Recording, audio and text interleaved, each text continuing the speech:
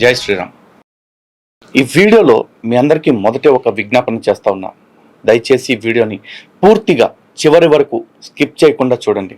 నాకు తెలుసు మీలో చాలామందికి చాలా పనులు ఉంటే చాలామంది బిజీగా కూడా ఉంటారు. కానీ ఎంత బిజీగా ఉన్నా, ఎన్ని పనులున్నా మన స్వాభిమానం, మన ఆత్మాభిమానాన్ని మించింది మరేది ఉంటుందని నేనైతే అనుకోవట్లేదు. అలాంటి ఆత్మాభిమానాన్ని కాపాడుకోవాలనుకునే భావన ఉన్న ప్రతి ఒక్కళ్ళకి ఈ వీడియో ఖచ్చితంగా నచ్చుతుంది.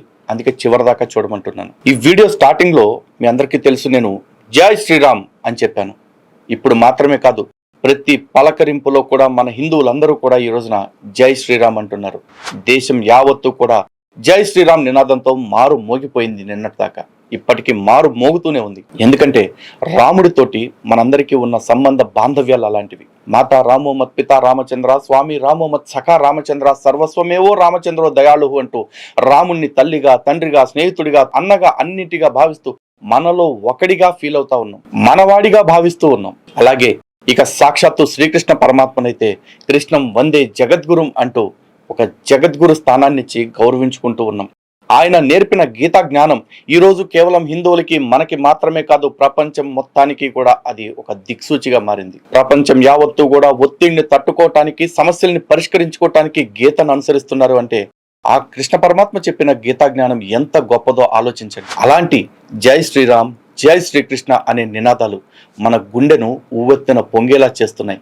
ఆకాశాన్ని తాకేలా మన గుండెని పులకరింపజేస్తా ఉన్నాయి. కానీ మీకు తెలుసా, అలాంటి శ్రీరామచంద్రుణ్ణి, అలాంటి శ్రీకృష్ణ పరమాత్మని మన చుట్టూ ఉంటున్న, మన వాళ్ళుగా పిలువబడుతున్న మన సమాజంలోని వ్యక్తులు ఎంత దారుణంగా అవమానిస్తున్నారు. ఇక్కడే ఉంటూ ఇక్కడే తింటూ బ్రతికే అక్బరుద్దీన్ లాంటి వాడు కూడా రాముడి గురించి మాట్లాడుతూ రాముణ్ణి తన తల్లి కౌసల్య ఎక్కడెక్కడ తిరిగి కనిందో అంటూ అవమానిస్తే ఆధారాలు లేవు అంటూ కేసును కొట్టేసిన సంగతి మీరు చూశారు. అలాగే రామచంద్ర ప్రభువుని బహిరంగంగా టీవీ ఛానల్ వేదికగా ఒకడు దగుల్బాజీ అన్నాడు, కత్తి మహేష్ అనేవాడు. చట్టపరంగా మనం ఏమీ చేయలేకపోయాం మిత్రులారా.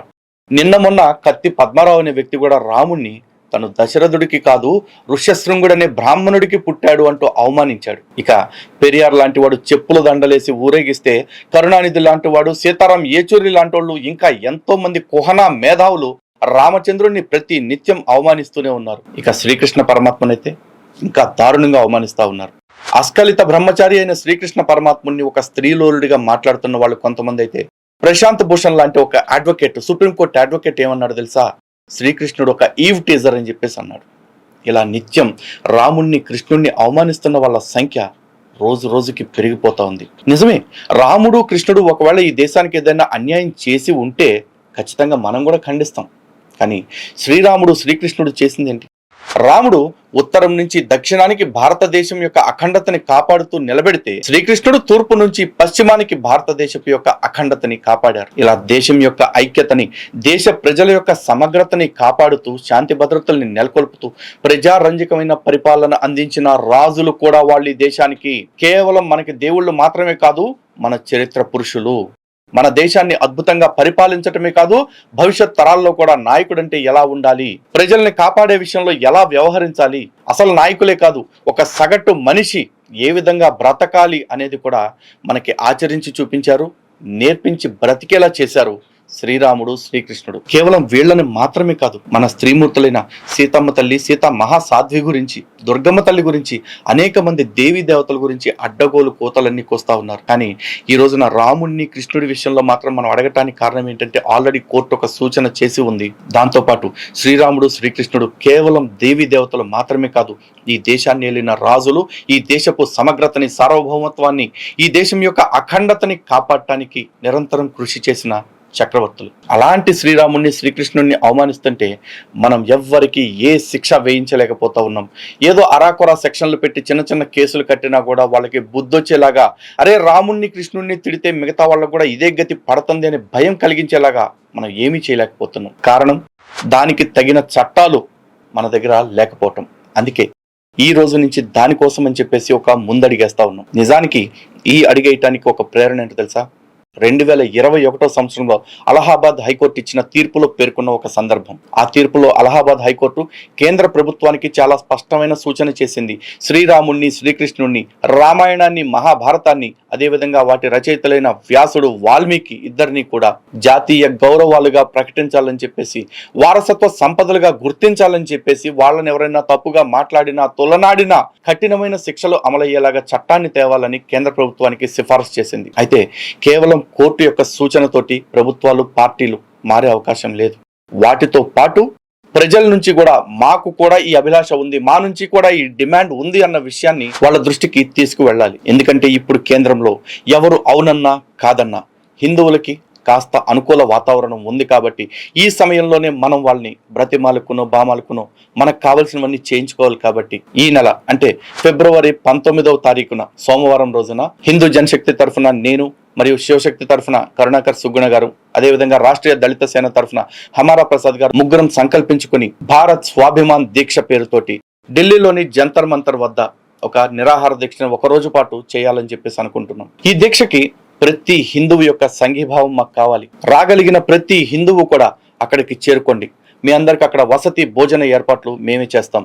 ఢిల్లీ మరియు ఢిల్లీ చుట్టుపక్కల ఉండే తెలుగు వాళ్ళే కావచ్చు, మిగతా హిందువులందరూ కూడా ఆ కార్యక్రమానికి హాజరై మీ యొక్క సంఘీభావాన్ని, మద్దతుని తెలియచేస్తారని మనస్ఫూర్తిగా కోరుకుంటా ఉన్నాం. నిజానికి పెద్ద పెద్ద ఉద్యమాలన్నీ కూడా గల్లీ స్థాయిలో మొదలై ఢిల్లీ వరకు చేరుకుంటాయి.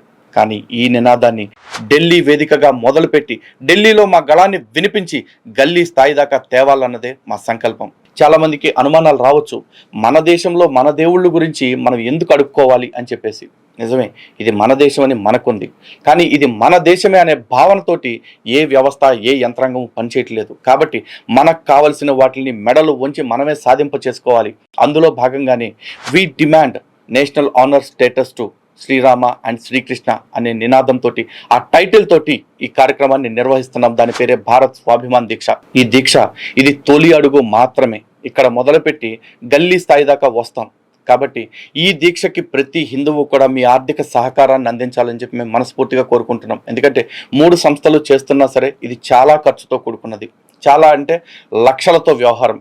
కాబట్టి ముగ్గురం కూడా ఈక్వల్గా షేర్ చేసుకుని ఆ ఖర్చుల్ని భరిస్తూ, ఆ శ్రమను భరిస్తూ ఈ ఉద్యమాన్ని ముందుకు తీసుకువెళ్ళాలి అనుకుంటున్నాం. ఇదే విషయమై ఆల్రెడీ హిందూ జనశక్తి, శివశక్తి మరియు రాష్ట్రీయ దళిత సేన ఏకాభిప్రాయానికి రావటం జరిగింది. కాబట్టి మీ అందరి సహకారం మాకు కావాలి. కాబట్టి కింద స్క్రోల్ అవుతున్న నెంబర్స్ ఏవైతే ఉన్నాయో వాటికి మీ ఆర్థిక సహకారాన్ని వీలైనంత ఎక్కువగా చేయండి. అంతేకాదు, ఈ ఉద్యమం ఈరోజు మొదలుపెట్టి రేపటితో ముగిసిపోతుందని ఎవరు అనుకోవద్దు.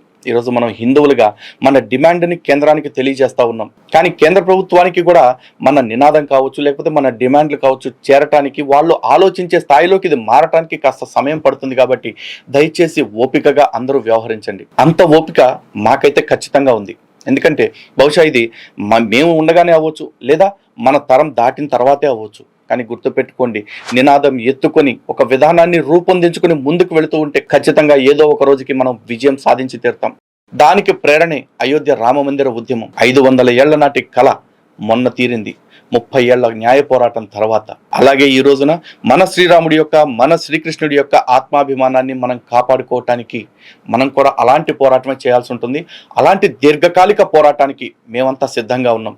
మాతో కలిసి భవిష్యత్తులో ఎంతమంది వస్తారో మాకు తెలియదు. వచ్చే వాళ్ళందరికీ కూడా అన్ని భేషజాలు పక్కన పెట్టి హృదయపూర్వకంగా, మనస్ఫూర్తిగా వాళ్ళందరికీ స్వాగతం పలుకుతా ఉన్నాం. అదేవిధంగా ఈ కార్యక్రమానికి రావాలనుకునే వాళ్ళ కోసం కూడా ఈ కింద ఇస్తున్న నెంబర్ ఏదైతే ఉందో ఆ నెంబర్స్ని కాంటాక్ట్ చేయండి. మీకు అక్కడ అకామిడేషన్ కావచ్చు, లేకపోతే వసతి ఏర్పాట్లు కావచ్చు, వాటి గురించి మేము చూస్తాం. అండ్ మోరోవర్ చాలా మందికి అనుమానాలు రావచ్చు, ఎందుకు ఇంత ఖర్చు అని చెప్పేసి.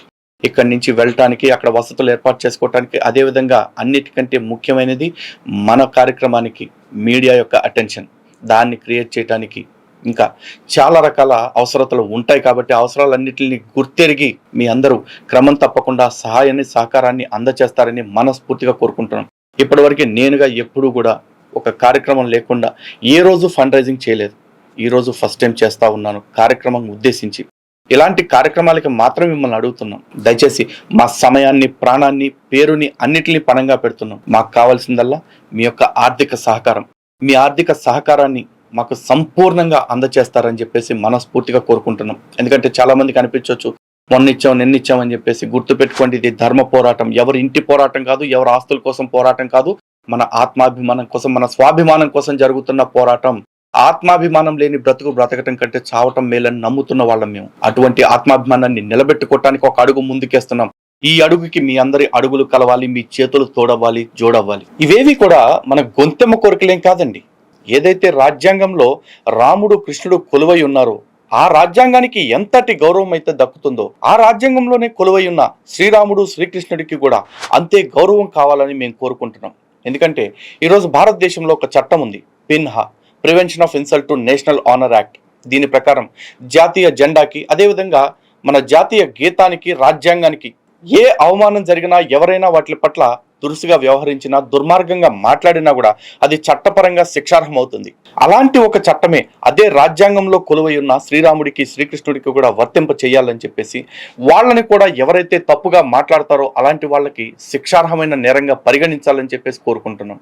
నిజంగా ఈ చట్టం రాకపోతే మన దేశపు మహాత్ముల గురించి, మహానుభావుల గురించి బయట దేశాలకు వెళ్ళినప్పుడు మనమే తలదించుకునే పరిస్థితి కల్పించే ప్రమాదం కూడా ఉంది. మళ్ళీ మళ్ళీ మళ్ళీ మీ అందరికీ చేతులు జోడించి అడుగుతున్నాను, ఈ కార్యక్రమం వ్యక్తుల కోసం కాదు, ధర్మం కోసం. మీలో చాలా మందికి చాలా రకాల మాటలు చెప్పవచ్చు, ఇవేవో వేరే ఉద్దేశాలు అవి ఇవి అని చెప్పేసి. గుర్తుపెట్టుకోండి, హిందువుల పోరాటాలని అణిచేయటానికి హిందువుల్లోనే చాలా మంది కోవర్టుగాళ్ళు ఉంటారు. అటువంటి వాళ్ళ మాటల్ని మనసుల్లోకి ఎక్కించుకోమాకండి. లక్ష్యం మీద మాత్రమే మీ దృష్టిని పెట్టండి. లక్ష్యం వైపు మాత్రమే మమ్మల్ని వెళ్ళనివ్వండి. మా లక్ష్యం మీద మాత్రమే మా దృష్టిని కూడా ఉండేలా చూడాల్సిన బాధ్యత మీ అందరి మీద కూడా ఉంది. అందుకే ఏది జరిగినా, ఎన్ని అడిగినా మీరు మా బలం కాబట్టి మీ దగ్గరికే వస్తాం, మిమ్మల్ని అడుగుతాం. మీ సహాయ సహకారాలతో మాత్రమే ఇలాంటి కార్యక్రమాలు ముందడిగేస్తాయి. కాబట్టి సహకరిస్తారని చెప్పేసి మళ్ళీ మళ్ళీ మళ్ళీ మనస్ఫూర్తిగా విజ్ఞప్తి చేస్తూ సెలవు తీసుకుంటున్నాను. ఈ కార్యక్రమానికి సంబంధించిన మరిన్ని వివరాలు మీకు తెలుసుకోవాలి అంటే గనక ఈ కింద ఉన్న ఫోన్ నెంబర్కి సంప్రదించండి. జై శ్రీరామ్, భారత్ మాతాకి జై.